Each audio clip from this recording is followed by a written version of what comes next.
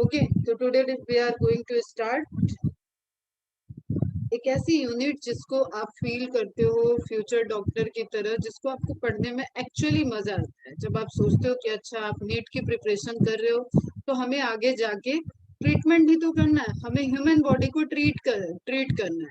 ठीक है, human body को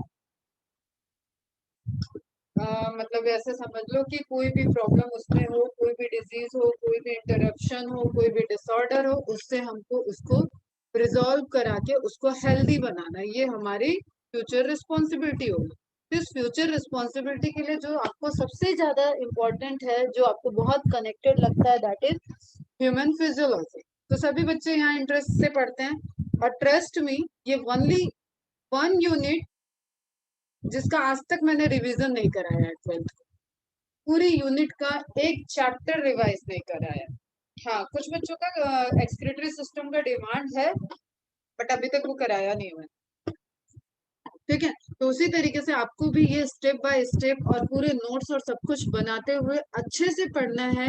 और ये स्ट्रांग होना ही चाहिए, दैट इज कंडीशन की आपका स्ट्रांग होना चाहिए आपको फ्यूचर में अगर मेडिकल फील्ड में जाना। ठीक है, तो यूनिट है आपकी लास्ट यूनिट है 11th की, और चैप्टर 16 से स्टार्ट होके चैप्टर 22 तक जाएगा। 7 चैप्टर है टोटल, 4 3 7 चैप्टर है, जिसमें आप डाइजेशन से आज स्टार्ट करेंगे हम लोग। डाइजेशन एब्जॉर्प्शन पढ़ना है, breathing and exchange of gases पढ़ना है, मतलब रेस्पिरेटरी की बात हो रही है। Clear? Body fluids and circulation, circulatory की बात होगी। And excretory products and their elimination, excretion की बात होगी। And locomotion and movement, skeleton system, muscular system की बात होगी यहाँ। And neural control and coordination, nervous system की बात होगी। And finally chemical coordination and integration, that is related to your endocrine system. पहले ही डिस्क्लेमर देते हैं, अब आपका स्ट्रक्चरल ऑर्गेनाइजेशन एकदम अच्छे से आपको रिवाइज करके प्रिपेयर कर लेना है, तभी आपको ये फिजियोलॉजी समझ में आएगी। Clear? This is the basic, this is the key to open lock of human physiology. Is it clear बेटा? तो जिसको भी यहाँ पे कोई प्रॉब्लम रह गया है टिश्यू वाले पोर्शन में, मेनली टिश्यूज समझने में, और ऑर्गन सिस्टम तो हमने इन्वर्टिब्रेटा और इस तरीके से थोड़ा सा देखा एक ब्रॉडली की, हाँ, किस किस तरीके से ऑर्गन्स वर्क करते हैं, क्या क्या सिस्टम होता है, और एनिमल किंगडम में हमने हायर मैमल्स तक का भी देखा हुआ है। क्लियर? तो जस्ट वो सारी चीजें आपकी रिकॉल रहनी चाहिए, आपके अच्छे से प्रिपेयर रहनी चाहिए, तभी आप इन चैप्टर्स को समझ पाओगे। क्योंकि यहाँ पे आप ऑर्गन और ऑर्गन सिस्टम की ही बात करोगे, and that are dependent on your tissue structure. Okay, तो सब लोग स्ट्रक्चरल ऑर्गेनाइजेशन चैप्टर एकदम देखो, इस चैप्टर का भी मैंने आज तक रिवीजन नहीं लिया। ये कुछ ऐसी चीजें हैं जो मैंने रिवाइज कराई नहीं। क्लियर? तो ये पोर्शन आपके स्ट्रॉन्ग होने चाहिए, स्ट्रक्चरल ऑर्गेनाइजेशन होना सभी अच्छे से होना चाहिए, सब प्रिपेयर होना चाहिए। बट एक बार को इकोलॉजी थोड़ा वीक कर दो, डेटाबेस सिर्फ एनसीईआरटी आपने पढ़ लिया, आप कुछ कुछ चैप्टर ऐसे हैं जैसे आप लिविंग ऑर्गेनिज्म वगैरह देखो, तो यहाँ पे ऐसी चीजें हैं कि जो आपको रिकॉल करनी होती है, बार बार पढ़ना होता है। समझने वाली चीजें उसमें कम है, डेटा ज्यादा है, रिकॉल करने वाली चीजें हैं, तो वो सब चीज आप पढ़ते रहो, तभी आपका प्रिपेयर हो, एमसीक्यू सॉल्व करो। लेकिन ये एक ऐसी यूनिट है पूरी, ये हुआ जेनेटिक्स हुआ, बायोटेक्नोलॉजी हुआ, ये सब यूनिट ऐसी हैं जो यहाँ पे आपको कॉन्सेप्चुअल क्लैरिटी बहुत अच्छे से होनी चाहिए, क्योंकि क्वेश्चन डायरेक्ट ना होके इनडायरेक्ट आ सकते हैं। ठीक है, इसी इसी ह्यूमन फिजियोलॉजी का एक पार्ट है रिप्रोडक्शन, जो 12th एनसीईआरटी में आपको फर्स्ट यूनिट में मिल जाएगा। ठीक है बेटा, तो आपको कितने सिस्टम पढ़ने हैं? Digestive system, respiratory system, circulatory system, excretory system, 4। Fifth हो गया आपका स्केलेटन सिस्टम, मस्कुलर सिस्टम, 6। 5 और 6 एक ही चैप्टर में है। Then nervous system and endocrine system. तो आपको endocrine system and then reproductive system, तो टोटल 9 सेगमेंट, 9 सिस्टम आपको पढ़ने हैं। इज इट क्लियर बच्चा? ओवरव्यू यही है कि यहाँ से आप अपने बारे में थोड़ा सा, अभी तक अनदर एनिमल्स के अंदर अपने को देख रहे थे, अब अपने को अपने में देखना है। क्लियर? ह्यूमन से रिलेटेड ह्यूमन इंफॉर्मेशन पढ़ना। तो होमवर्क में क्या रहेगा? स्ट्रक्चरल ऑर्गेनाइजेशन को कंप्लीट करो। आज एक्स्ट्रा एमसीक्यू की फाइल दे देंगे। अब तक मॉड्यूल सॉल्व होना चाहिए, जिनका नहीं हुआ है वो आज लास्ट डेट रखो कि एमसीक्यूज मॉड्यूल के सॉल्व हो जाएं, और एक्स्ट्रा एमसीक्यू सॉल्व करो। आज है वेडनेसडे, थर्सडे फ्राइडे तक सॉल्व करके आप फ्राइडे को मुझसे डाउट सेशन में मिलो। ओके, कुछ क्वेश्चन सेंड करो जिनको समझना चाहते हो, जो आ रहा है, और कुछ क्वेश्चन को पूरी तरीके से इग्नोर करो जो नहीं सॉल्व हो रहे हैं। बस ये देखो वो पढ़ाया गया है या नहीं। ये एक ऐसा चैप्टर है जिसका पहले बहुत ब्रॉडर रेंज था।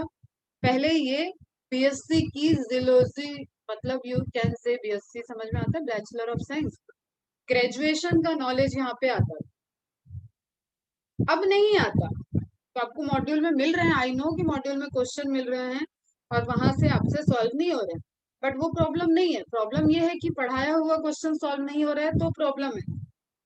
ठीक है, यहाँ पे टोटल जिसको भी लग रहा है कि वो मैम से ज्यादा होशियार बनेगा और एक्स्ट्रा पढ़ेगा और यहाँ से कोई पोर्शन नहीं रहने देगा, भाई उसको ओपन चैलेंज चैलेंज है, पढ़ो। लेकिन जब तुम्हारे पूरे 38 चैप्टर मैम के बताए अकॉर्डिंग तैयार हैं, तो तुम एमबीबीएस के भी लेक्चर चाहो तो पढ़ो ह्यूमन फिजियोलॉजी, कोई दिक्कत नहीं, पढ़ो अगर तुम पढ़ सकते हो। लेकिन कुछ चीज, कुछ स्टेप्स हैं वो ध्यान में रखो। तो इस चैप्टर को पूरा का पूरा एनसीईआरटी बेस्ड रखना है। एक बार आप क्वेश्चंस को सॉल्व करते वक्त अगर आपको लग रहा है कि आपको कुछ देखना है, तो आप ऑप्शंस, उसका जो इनकरेक्ट ऑप्शन, सॉरी, जो उसका करेक्ट आंसर की है, just go for the answer की एंड वहां से देख लो और उस चीज को टिक करो और अपने माइंड में थोड़ा सा सेट करो। मतलब जो कॉन्सेप्चुअल नहीं है, किसी जगह का नाम दिया है, किसी सेल का नाम दिया है, तो उसको जब जब आप नोट डाउन कर रहे हो, जब सॉल्व कर रहे हो, तो आप देखो। ठीक है, प्रीवियस ईयर क्वेश्चन जो आपकी एक्सरसाइज 3 है, वहां पे देखो क्या उस क्वेश्चंस के ईयर मेंशन है ना। ठीक है, 2012 के पहले के हैं, नहीं हो रहा सॉल्व, इग्नोर दैट। ठीक है, अभी जो पेपर का पैटर्न है वो आपको 2015 के आगे का ही देखना है, बट फिर भी हम बफर में एटलीस्ट 10 ईयर की चलो बात कर लेते हैं, तो 2010 तक, और इस चैप्टर के लिए आप 2012। हम लोग के भी बेटा ग्रुप है जहाँ पे टीचर्स हम लोग बात करते हैं कि मेडिकल प्रिपरेशन कैसे करानी है, कौन क्या रखना है। अभी अभी अभी अभी जो झटका है इस साल का, वो पूरा ही एनसीईआरटी बेस्ड हो गया है। तो जो हमने बच्चों को प्रिपेयर करा दिया है इतना अच्छे से नॉलेज देके, वो उनके एंट्रेंस में शायद अब उनको रैंक बनाने में या ऐसे नहीं, थोड़ा सा कॉमन इंटरेस्ट रहेगा। लेकिन मुझे ये है कि हाँ, थोड़ा तो लेवल मेंटेन रहेगा, तो सेंटेंस वाइज क्वेश्चन आके, मैच द कॉलम क्वेश्चन आके टफ पेपर होगा थोड़ा। मान लेते हैं 90 में 70 क्वेश्चन इजी है, बहुत इंडिया के बहुत बच्चे कर दिए, लाखों बच्चों ने अटेम्प्ट किया, लेकिन वो जो 70 के ऊपर है 20 क्वेश्चन, उसमें आना है। अभी आपको पता है आपके सीनियर्स में कौशिक हुआ, कशिश हुआ, मैथिली हुई, ये सभी ऐसे अटेम्प्ट कर रहे हैं क्वेश्चन की इनका 330 320 इस तरीके से आ रहे हैं। अभी उनका पूरा क्वेश्चन पोर्शन वो रिवाइज नहीं किए हुए हैं। क्लियर? तो इस तरीके से इनके मार्क्स आ रहे हैं, और ये वो पेपर्स आ रहे हैं जो कि इनको मॉडल पेपर की तरह मिल रहे हैं। ये मेरे डिजाइन किए हुए पेपर नहीं है। ठीक, तो वी नो कि जो लेवल है अभी एनसीईआरटी बेस्ड हो गया है, कुछ कोरोना की वजह से भी है कि लेवल डाउन रहेगा इस साल, और कुछ अगले साल तुम लोगों के लिए भी थोड़ा सा लेवल रहेगा। तो बेटा एटलीस्ट हम लेवल डाउन है, तो पहले लेवल डाउन, डाउन लेवल क्या होता है, किसी एजुकेशन का डाउन लेवल नहीं होता है। ठीक है, तो एनसीईआरटी को फोकस करके चैप्टर को फटाफट खत्म करो, नो बैकलॉग। क्लियर? एंड फटाफट आज से ही, अभी से ह्यूमन फिजियोलॉजी में मेरे साथ ही एंटर करना है। और यहाँ पे अगर मेरे साथ कनेक्शन टूटा, मेरे साथ कनेक्शन टूटा, क्लियर बोल रही हूँ, सबको बोल देना जिनसे बात होती है, try to attend online lecture. Online lecture ही अटेंड करो जब तक बहुत प्रॉब्लम ना हो। फिजिक्स केमिस्ट्री में से एक थोड़ा सा स्विच कर लो, ऑफलाइन में डाल दो, लेकिन ह्यूमन फिजियोलॉजी पढ़ाते वक्त ऑनलाइन लेक्चर अटेंड करो, या अल्टरनेट ऑनलाइन अटेंड करो, लेकिन ऑफलाइन वाला कंप्लीट करके मुझसे क्वेरी करनी, क्योंकि यहाँ अगर तुमने एक भी लिंक छोड़ी तो आगे वाला समझ में नहीं आएगा। That is related. अगर मैं बक्कल कैविटी पढ़ा रही हूँ, उस दिन का तुमने नहीं पढ़ा है, तो एसोफेगस और स्टमक तक हम कहाँ पहुंच गए, वो तुम रिलेट नहीं कर पाओ। ठीक है, सुनने में इजी लगता है 6th क्लास से तो पढ़ रहे हैं, मेरे बेटे का भी है बुक में डाइजेस्टिव सिस्टम, ठीक है, 6th क्लास से पढ़ते आ रहे हैं। तो ये सब बातों को थोड़ा सा ध्यान में रखिए और बहुत be serious for the human physiology. ये ऐसा पोर्शन है जहां से क्वेश्चन में कंपटीशन देने के लिए आपको आपके पैरेलल बहुत लोग खड़े हैं, ये सब स्ट्रांगली करके आते हैं, ठीक है।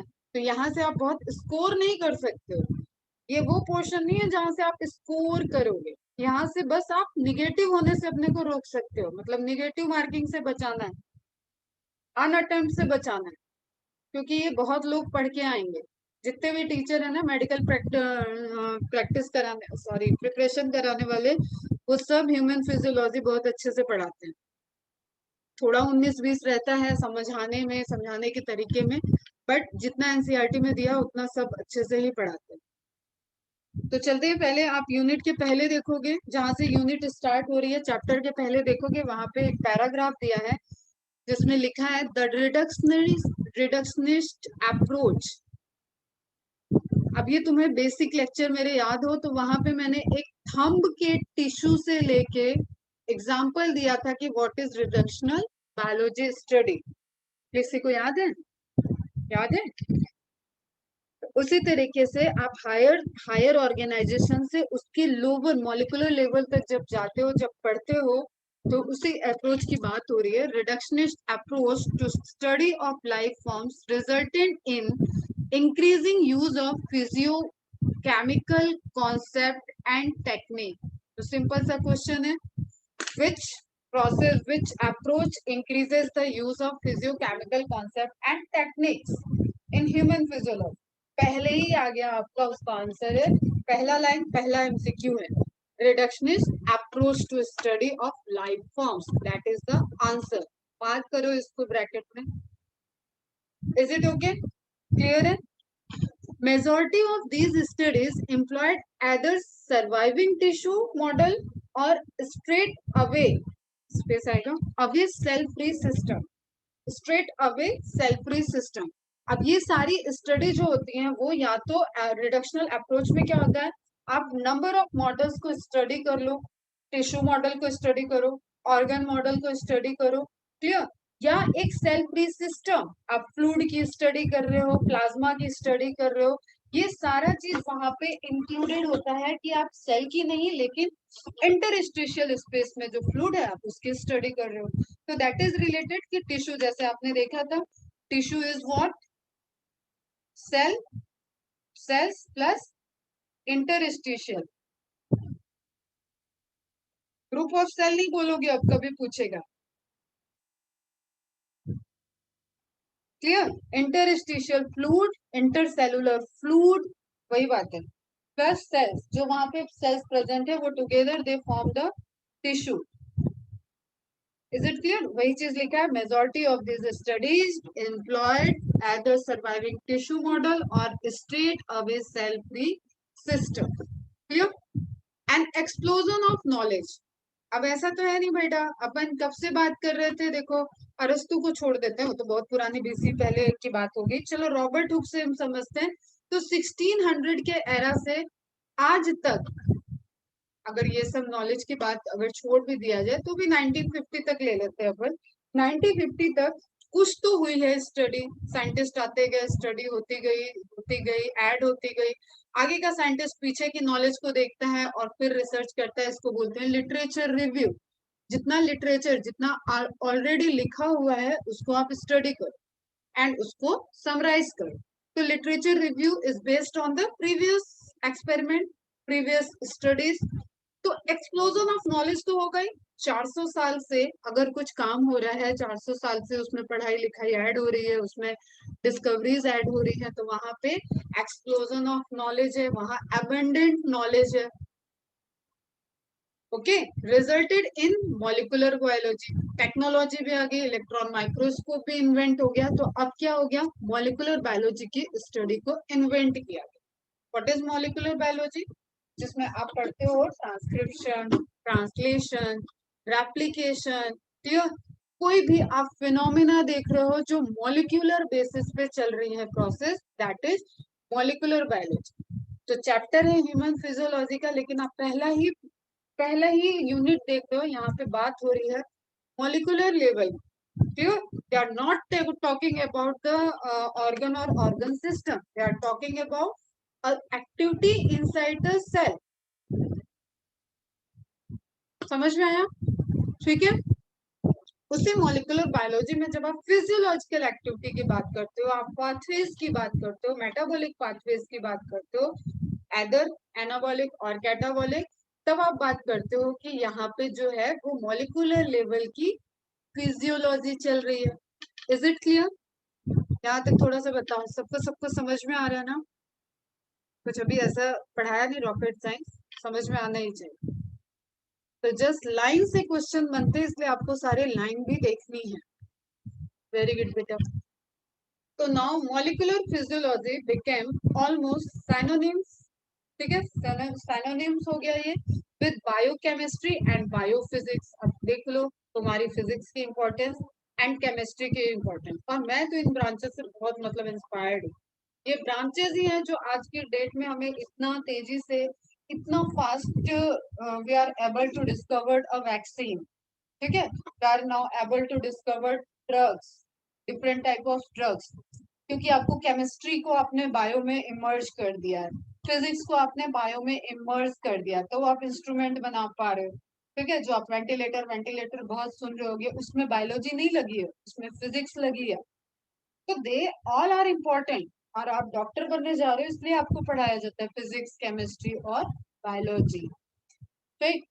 However, it is now, तो यहाँ पे एक क्वेश्चन है, यहाँ पे फिर से molecular physiology is the synonyms with biochemistry and biophysics, क्योंकि केमिकल लेवल पे आप बात कर रहे हो, बायोकेमिकल लेवल पे, it means you are talking about the molecular level. ठीक है, बायोमोलिक्यूल की बात कर रहे हो, उनका फॉर्मेशन, उनका फंक्शन, तो that is related to molecular physiology. तभी एक तो फिजियोलॉजी ऑपरेट होगी। अब कोई एंजाइम चाहिए आपको डाइजेशन के लिए, वो एंजाइम के फॉर्मेशन की आप स्टडी कर रहे हो, इट मीन्स कि you are talking about the biochemistry, उसके नेचर की बात कर रहे हो, उसकी प्रॉपर्टी की बात कर रहे हो। ठीक है, उसके केमिकल कंपोनेंट की बात कर रहे हो, that all are related to biochemistry. और उसके रिजल्टेंट फंक्शन की बात कर रहे हो, तो वही हो जाएगा आपका मॉलिक्यूलर फिजियोलॉजी। ठीक है बेटा। However, it is now being increasingly realized that neither a purely organismic approach nor a purely reductionistic approach, molecular approach, would reveal the truth about biological process or living phenomena. हम फिर भी ये जानते हैं कि इतनी सारी नॉलेज और हम इंटीग्रेटेड फील्ड बनाते जा रहे हैं, तो भी वी कैन से कि ये प्योर एकदम अप्रोचेस नहीं है जिससे आपको सारे के सारे क्वेश्चंस के आंसर मिल जा रहे हैं, या प्योरली ये एक साथ में सभी चीजों की जो आप लिविंग लाइफ से रिलेटेड प्रॉब्लम देख रहे हो उससे सॉल्यूशन ले आए। तो फिर यहाँ पे एंटर किया कंप्यूटर। फिजिक्स हो गया, समझना, फिजिक्स हो गया, केमिस्ट्री हो गया। ठीक। अब कौन आ रहा है? कंप्यूटर। और एकदम से समझ में अच्छे से आना चाहिए, क्योंकि आपकी मैम यही की है। आपकी मैम ने सिस्टम बायोलॉजी पढ़ा हुआ है, आपकी मैम ने बायो इन्फॉर्मेटिक्स में रिसर्च की है। तो जब अपन प्लांट इतने अच्छे से पढ़ रहे थे, एनिमल इतने अच्छे से पढ़ रहे थे, तो सिस्टमिक अप्रोच कैसे भूल सकते? क्लियर? ये तो बहुत अच्छे से समझ में आना चाहिए। तो सिस्टम बायोलॉजी आया। सिस्टम बायोलॉजी ने क्या किया कि ये सारे जो डेटा थे, जो एक्सप्लोजन ऑफ नॉलेज लिखा है, उस एक्सप्लोजन ऑफ नॉलेज को आप बुक में, आप प्रिंटेड फॉर्म में, आप लाइब्रेरी में, कुछ मिसिंग डेटा हो जाते हैं, कहीं आपको कनेक्शन नहीं मिलता है, तो सिस्टम बायोलॉजी उसमें जब इंटीग्रेट कर गई, तो पहले तो उसने डेटा को स्टोर कर लिया। डेटा स्टोर्ड फॉर्म हो गया, जिसको बोलते हैं डेटाबेस। ठीक है, databases, database different different database हैं।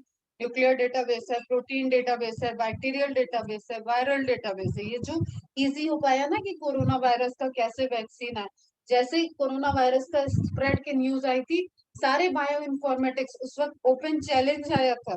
ठीक है, मुझे भी मेल आया था कि बायो इन्फॉर्मेटिक्स को ओपन चैलेंज आया था, डिजाइन, एक अप्रोच डिजाइन करके देखो, दो फटाफट, और उसके लिए प्राइज था। क्लियर। अब इसके लिए कुछ कंप्यूटर सिस्टम की यूनिट लगती है, बड़े बड़े सर्वर लगते हैं, बड़े बड़े आपको टूल्स के परचेज होने चाहिए, 15-15 20-20 लाख के परचेज हैं। तो ये वही कर सकते हैं जो लेबोरेटरी के अंदर बैठे हैं, जिनको ये सारी फैसिलिटी है। क्लियर। तो ये एक ओपन चैलेंज दिया गया था जिसमें पूरे वर्ल्ड के बायो इन्फॉर्मेटिक्स सिस्टम बायोलॉजिस्ट लोगों ने पार्टिसिपेट किया था और उन्होंने एक अलग अलग प्रिडिक्शन की डिजाइन दे दी थी। क्लियर। इससे इसे 2 से 3 महीने में कर लिया गया था। उसके बाद उसको एक्सपेरिमेंटली अप्लाई करना इजी हो गया। और इजी हो गया मतलब अब आपको स्टेप तो फॉलो करेंगे। क्लियर। वैक्सीन की सिंथेसिस करनी, ये तो कंप्यूटर में हो गया। कंप्यूटर से उसको लाइव तो निकालना पड़ेगा ना, वो दिखे, उसको विजुअल हो। क्लियर। उसको लाइव आप उसको विजुअल कर सको। इस तरीके की चीज बनाने में लग गया इतना टाइम। और इन्हीं कॉम्बिनेशन में कोई जो अलग अलग कॉम्बिनेशन है, आपकी mRNA वैक्सीन हो या आपकी इनएक्टिवेटेड वैक्सीन हो जिसमें कोवैक्सीन आ रही है, या आपकी एटेनुएटेड मतलब डायरेक्ट आपने वायरस दिया है दूसरे वायरस स्ट्रेन को और वो एंटीबॉडी को फॉर्म कर रहा है। तो वो आपने अप्रोच पहले कहाँ सिंथेसाइज की, पहले उसको सिस्टम बायोलॉजी में बनाया। ठीक है बेटा। तो ऑब्वियसली अब तुम्हें समझ में आ गया होगा कि सिस्टम बायोलॉजी जब कंट्रीब्यूट किया फिजिक्स केमिस्ट्री रिडक्शनिस्ट अप्रोच या ऑर्गेनिज्मिक अप्रोच या जो भी नॉलेज था उसके साथ जब इंटीग्रेट किया तो कई चीजें इजी हो गई। आपको इंटरेक्शन समझ में आ गए कि हाँ मॉलिक्यूलर लेवल पे जो इंटरेक्शन चल रहा था उसका आप now you are able to design, आप डिजाइन कर सकते हो कि सेल के अंदर क्या चल रहा है और उसमें चेंजेस कर सकते हो। और आप आइडेंटिफाई कर सकते हो कि ये कॉजल ऑर्गेनिज्म के अंदर ये चीज सिंथेसिस इस प्रोसेस से हो रही है। तो उस प्रोसेस को उस पाथवे में अगर आपने कहीं इंटरप्शन डाल दिया, ये पाथवे आप नहीं चलने दोगे तो आप उस प्रोसेस को रोक दोगे। This is the simple discovery of any drug and vaccine. अब बात क्या होती है कि ध्यान रखना होता है कि इस पाथवे में कहीं कुछ कॉमन ABCD तो नहीं है।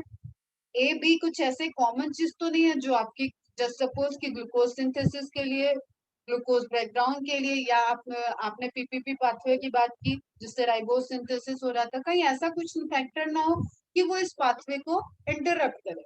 तो इस तरीके के हजारों पाथवे हैं वहां पे जो आपस में इंटरलिंक्ड है, तो हमें वो स्टडी में ध्यान रखना पड़ता है बस। ठीक है। इट विल टेक टाइम, ये टाइम लेता है। ये सीक्वेंसिंग एनालिसिस डिजाइनिंग ये सब होने के बाद जो आप उसको इसको बोलते हैं क्या इसका टर्म एक होता है साइंटिफिक टर्म, वैलिडेशन।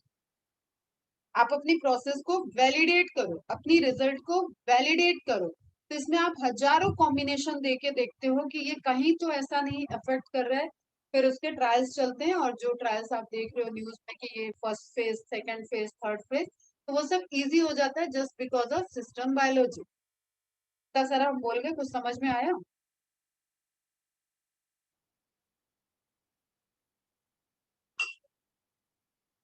तो जो आप डिस्कवरी के टाइम पढ़ते हो ना बेटा कि डीएनए का स्ट्रक्चर, अब मेंडल की डिस्कवरी, मेंडल ने लॉ दिया था 1865 में। डीएनए की डिस्कवरी होते होते आपका डीएनए का स्ट्रक्चर आया 1953 में। अब उस टाइम अगर सिस्टम बायोलॉजी होता और लोगों को नॉलेज होता तो ये इतना टाइम लगता क्या? सिंपली मैं वो रिलेट कराने की कोशिश करूँ। Ma'am please explain one more time. कहाँ से बेटा? क्या क्या?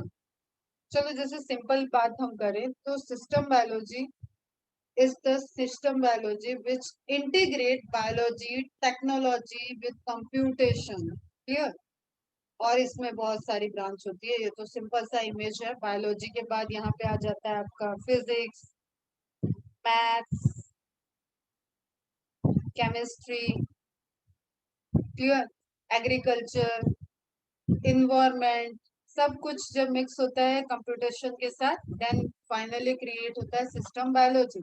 तो बायोलॉजी के नए नए इंसाइट्स आए जस्ट बिकॉज ऑफ जब आपने उसमें कंप्यूटेशनल अप्रोच को ऐड कर दिया।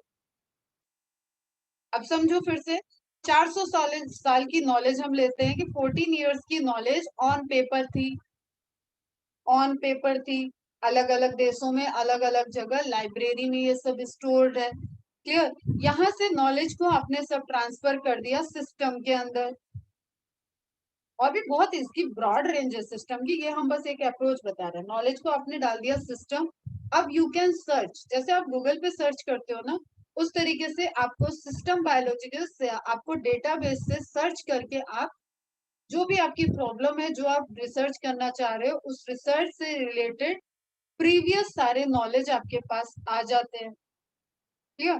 तो सिस्टम बायोलॉजी का अप्रोच होता है कि जो आपने प्रॉब्लम डिफाइन की है उसकी प्रीवियस नॉलेज की आप स्टडी कर लो, and then problem define define होना चाहिए, प्रीवियस नॉलेज की स्टडी कर लो, उसके बाद आप मॉडल बनो।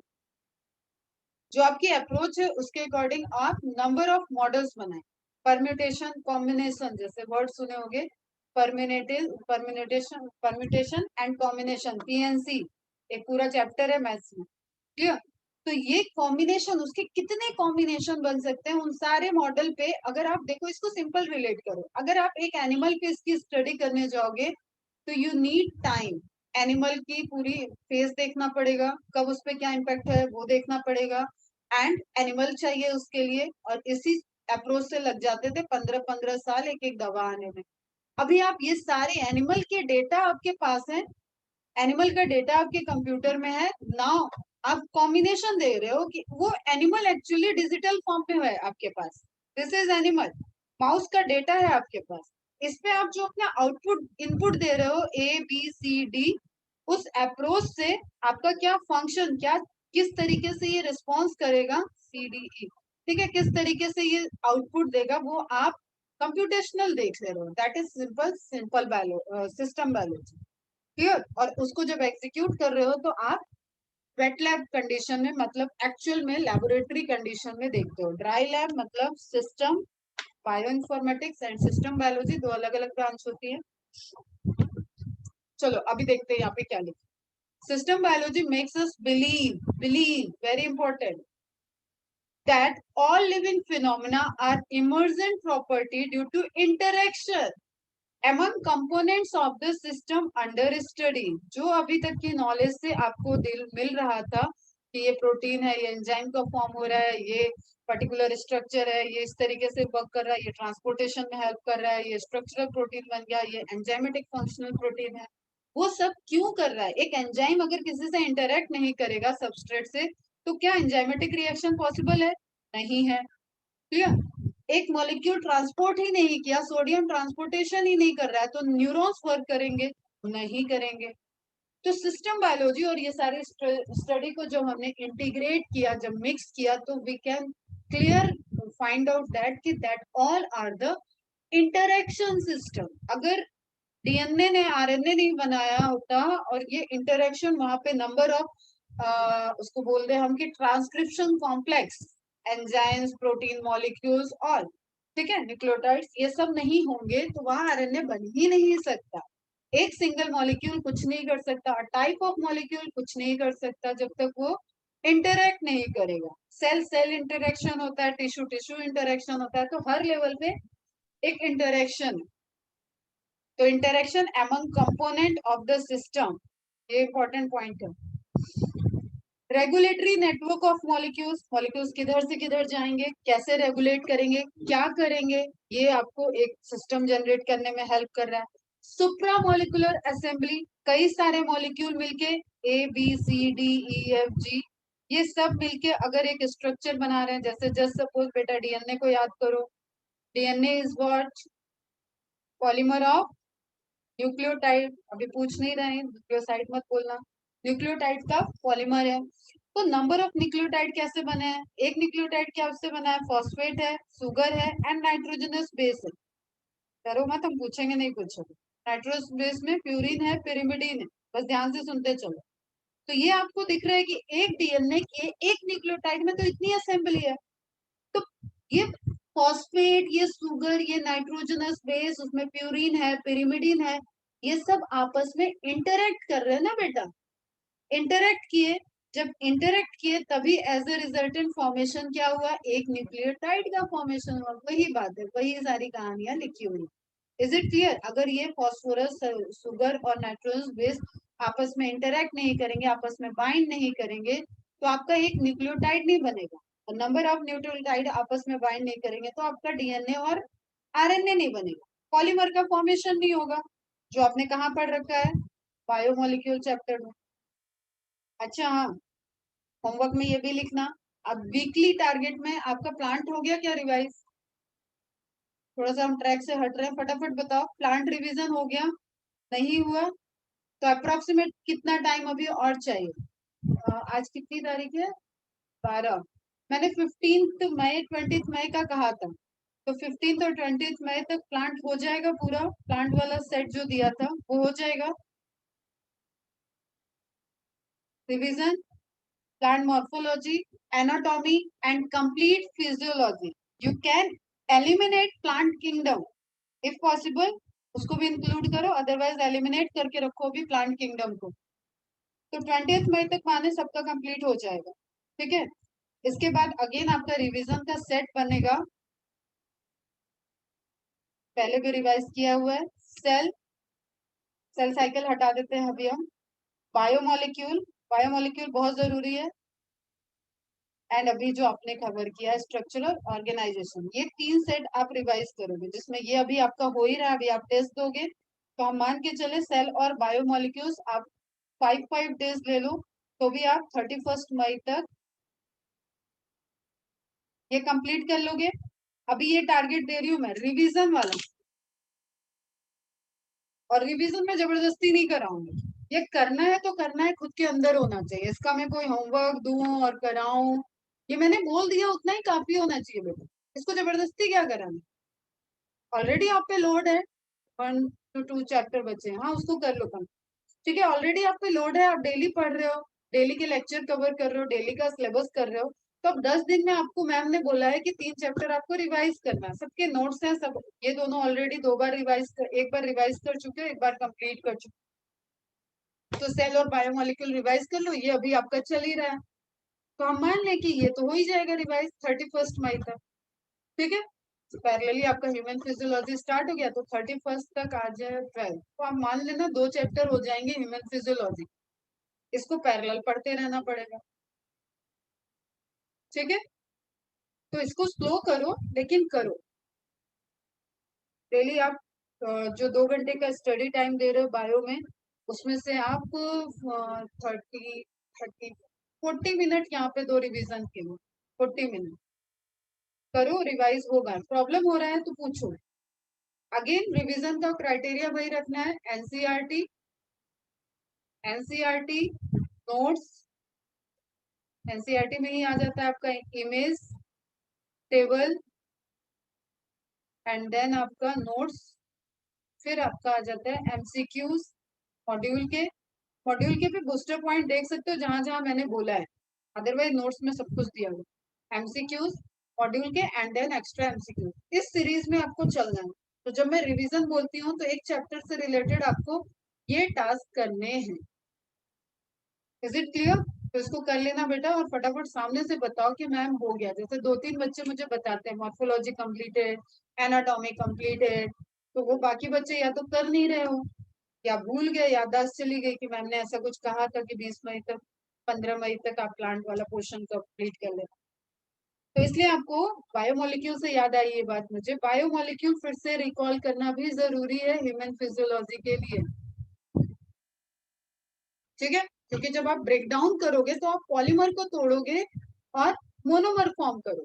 अब हम बोलेंगे पॉलीमर टूट रहा है, मोनोमर बन रहा है, डाइमर बन रहा है, डाइसेक्राइड बन रहा है, तो तुम्हें उल्टा कुछ समझ में नहीं आएगा, तो वो आपका दोष है बेटा कि वो पढ़ाई गई चीजें हैं, आप उसको रिकॉल नहीं कर पा रहे, तो अच्छे से ये सारी चीजें आप थोड़ा पढ़ोगे। क्लियर? तो यहाँ पे क्या कह रहा है, regulatory network of molecules, supra molecule assemblies, जो मॉलिक्यूल्स आपस में अटैच्ड हो रहे हैं और असेंबली बना रहे हैं, सेल्स, पहले मॉलिक्यूलर असेंबली बनेगी, फिर नंबर ऑफ मॉलिक्यूल्स के जुड़ने से सेल्स बनेंगे, अब यहाँ से आप पढ़ते हो आगे, ये क्या हो गया उसका मॉलिक्यूलर लेवल हो गया, then tissues, then organs, organ system and organism, and ended population, आगे बढ़ोगे तो एक ऑर्गेनिज से रिलेटेड एक number of individual of same species form the population, जैसे हम कह सकते हैं पेन चलनी चाहिए यहाँ पे। अब ये चीज नहीं बता रही हूँ, पता होगी पहले से तो अच्छी बात है। ह्यूमन पॉपुलेशन जब हम बोलेंगे तो we are talking about only human, ठीक है। गधा पॉपुलेशन बोल रहे हैं तो we are talking about donkey, उसमें ह्यूमन को नहीं अल्टर कर देंगे, ठीक है। तो सिंपल है कि कोई आप प्लांट की बात कर रहे हो या कहीं पर्टिकुलर स्पीसीज। कम्युनिटी की, कम्युनिटी मतलब पूरी एक पॉपुलेशन डिफरेंट डिफरेंट वहां पे मिलेंगी तो एक एनवायरमेंटल जगह पे कम्युनिटी बनती है। फिर कैसे कैसे बायोम बनता है ये सब इकोलॉजी पढ़ाएंगे। ईच क्रिएट इमर्जेंट प्रॉपर्टीज, ये सब आपस में इंटरेक्ट करते हैं अलग अलग लेवल पे। तो रेगुलेटरी नेट